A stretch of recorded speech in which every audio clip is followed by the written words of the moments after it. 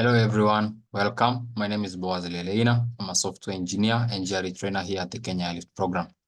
For this video, we're going to be doing a general introduction in the GRE and what to expect on this test. Let's get started. What is the GRE? GRE stands for Graduate Record Examination and is a standardized exam used to measure one's aptitude for abstract thinking in areas of analytical writing, mathematics, and vocabulary. It's offered by ETS, which is a company that offers different standardized tests, including TOEFL, which is an English test. GRE is used to test the student's ability and preparedness to undertake graduate level studies. So they will be using this test to see if you're prepared and able to think in a level of a master's and PhD students. The GRE is primarily offered as a computer test, which is what you are going to be focusing on here at the Kenya Elite program, but you also have the option of doing it as a paper-based exam in case you do not have access to the internet. You can take the GRE once every 21 days in case you feel that you're not satisfied with the exam, or if you feel like you did not score as well as you had expected. You can count 21 days after the day you do exam, and then you can register for the exam again. You just have to pay the 200 USD that is required for the test, and then you can take it up to 5 times within 1 year. So until you feel satisfied with the exam, the GRE allows you to retake the tests and again and again. So this applies even if you canceled your tests, meaning you did not report your scores, you'd still be able to rebook your exam and then do it again. You can choose to take the test at the test center or at home, but most schools prefer you take it at a test center because it's a more controlled environment and there's someone monitoring how you're doing the exam. So most schools prefer it that you take it at a test center. You have to create an account with ETS and then book your exam from your account. This is the same place where you're going to be reporting your scores and then sending them to the schools that you feel you need to apply to. What do you expect in the GRE exam? So what is the GRE test content? First, they will have, it will measure your verbal reasoning skills, and then quantitative reasoning, critical thinking, and finally analytical writing. So these are the sections you'll be having: verbal reasoning, quantitative reasoning, and then analytical writing. These are skills that you have developed over a long period of time. During your high school studies, during your undergraduate studies, you've been able to develop these skills, and this is what the GRE is going to be testing you on. The GRE is going to measure your command of basic arithmetic, algebra, geometry, and data analysis, as well as college level vocabulary. We're going to be going more in depth into these specific topics and then what to expect for these topics and how to cover the topics in the GRE exam. But just know that they are going to be measuring your command of these various topics, but more importantly, it's going to measure your ability to analyze and evaluate written material, think critically, and solve problems.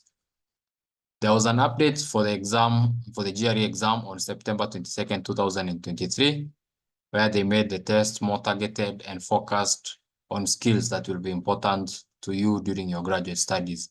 So let's look at this test the way it was before September 22nd, 2023.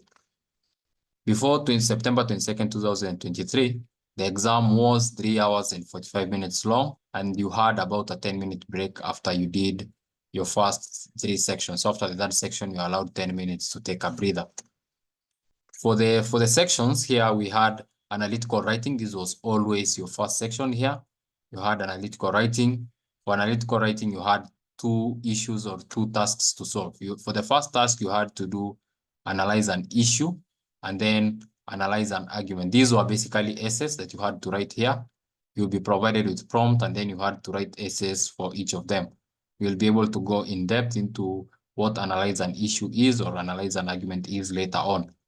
For these essays, you had 30 minutes per essay, meaning it will take you approximately 60 minutes to write both the analyze an issue and analyze an argument task. This was always the first section in the GRE. After that, we have 4 more sections. After the first section in the GRE, you did not know which section came next here. This was the only section that you were sure about. After these, any of this section could come next and in any order. So there was no order to it and you could not predict like which section would come next. So for verbal reasoning, we had 20 questions per section, making it 40 questions. You'll be able to take 40 questions within 30 minutes. This gives you about 1.5 minutes per section, per question. You'll be able to take about 1.5 minutes per question. So it's really about speed. You can't spend too much time on one question. For the quantitative section, we also had 40 questions total. And then for these 40 questions, you had about 70 minutes. So it will give you 1.75 minutes per question. So again, speed was very essential and is still very essential for the GRE. So it's not just about accuracy, but also about how fast you are able to solve these questions. After that, we had an unscored section or a research section that the GRE included. These sections did not have any scores attached to them. You would do them, but you are not told. So during the test, you did not know that this was the unscored section or this was a research section. These two are usually either quantitative or verbal. So you would not know. That's why you do not know if it's an unscored section. You'd either get like an entire section of verbal or an entire section of reasoning. So you would find that maybe during your test, you find yourself, instead of doing 2 verbal sections, you did 3 verbal sections. That would mean that one of them was an unscored, meaning it was a research section. Or you would find that you did 3 quant section, meaning 2 of them were scored and 1 of them was not scored. So you have to take all the sections with the utmost seriousness, because any of them could be scored here. All right, so after September 22nd, 2023, there was a change. Let's look at what changed in the GRE. All right, so first up, the time. The time reduced significantly.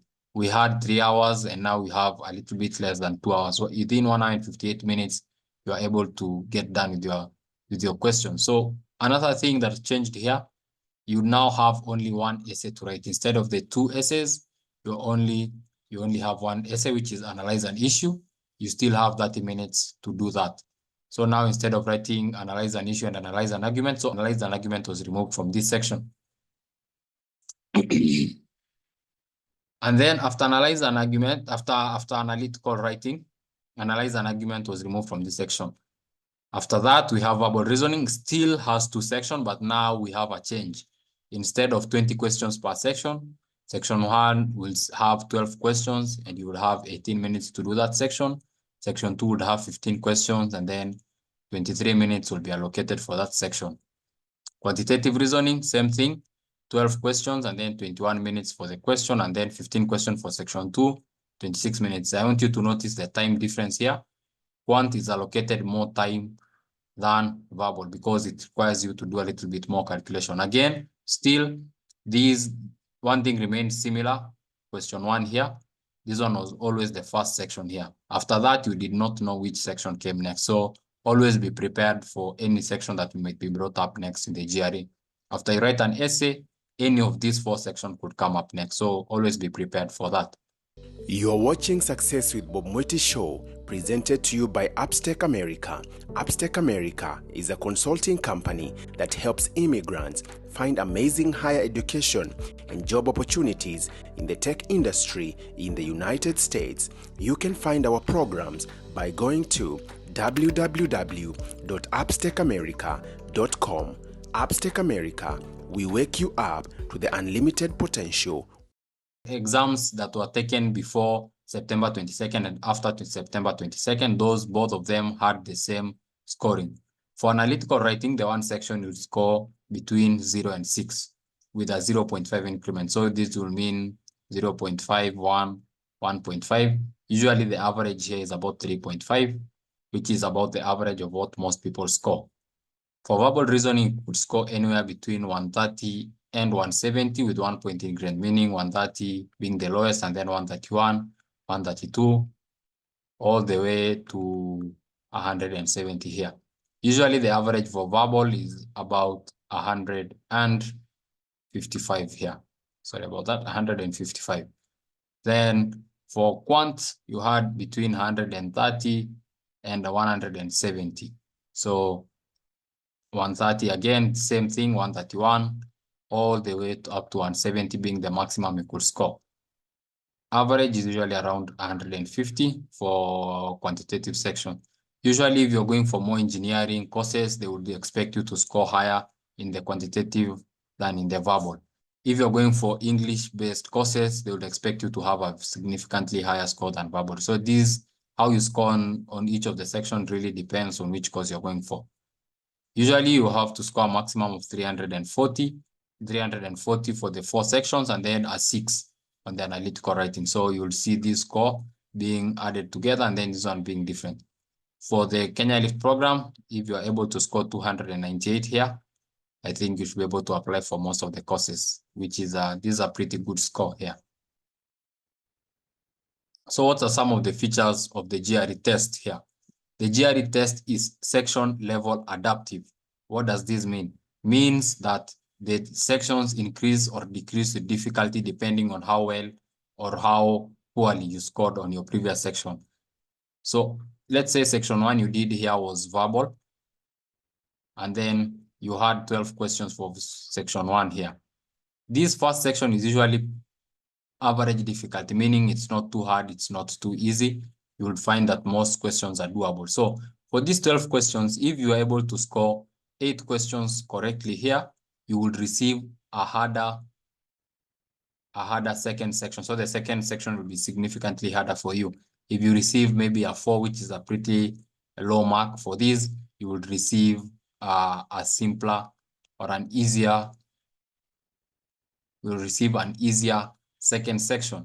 This was not necessarily a good thing, because this will mean you probably score very poorly on the overall exam. You need to score these marks here. You need 8 marks and above on your first section.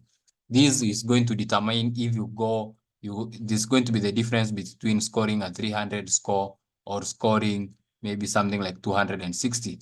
The difference is how you score this first one. So the total number of questions in which you scored correctly, total number, and then the difficulty level of each section. So if you got an 8 and then got a second section which was harder and then you scored a 6 here, this one will give you probably a much higher score than someone who scores maybe a 4 on the first section and then they get an easier section and then they score something like a 9. So this person here is going to score overall, they're going to have a better score than this person here. You'd find maybe this one scores maybe around 310, 320, and then this one scores somewhere between 280 and then 200 maybe and 90. So not too good. So this first section is very important, and ensure you score highly on this first section so that you get this harder second section. This is going to boost your score. This is going to boost your score. Another thing is the guessing. So if you guess in the GRE, there is no penalty for guessing here. So if you feel like you don't really know the answer to a question, make an educated guess. There's no marks that are going to be deducted because you guessed and got an answer wrong. So if you're given a few options, let's say you have 4 answers and then you're able to eliminate, these 2 you are sure about, but you are not too sure about which one of these. Do not waste too much time if you are not able to figure it out. Just make an educated guess on which you feel is important. There will be no penalty if you score these questions wrong. Never leave a question blank. There's no need to leave the question blank because there are no negative marks in the GRE. So try to answer all the questions that is provided to you, whether you know them or not. If you feel like you really, really cannot figure out a question, just make an educated guess and then move on instead of wasting time on it. So attempt to answer all questions. This is always recommended. Attempt to answer all your questions. The third thing that is really important is the calculator for the quant section here. This will be for the quant. You are provided with an on-screen calculator. Use it wisely, and then I'm going to use it rarely. Don't run too much to the calculator to do every single calculation. Most of the questions in GRE do not require complex calculations.